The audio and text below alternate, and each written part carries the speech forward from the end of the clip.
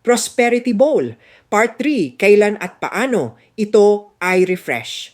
Ang Prosperity Bowl ay hindi one-time setup. Kung gusto mong tuloy-tuloy ang abundance, kailangan din itong i-refresh. Ang pagre-refresh ng Prosperity Bowl ay simbolo ng pag-update ng money energy. Kapag matagal nang hindi ginagalaw, nagiging stagnant ang daloy. Kailan dapat i-refresh?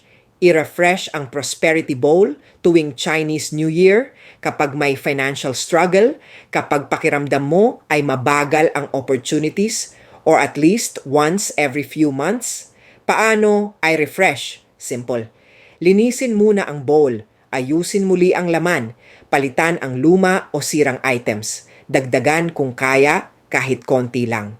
Important tip, habang inaayos ang Prosperity Bowl, mag-set ng malinaw na intensyon, huwag magmadali, huwag distracted.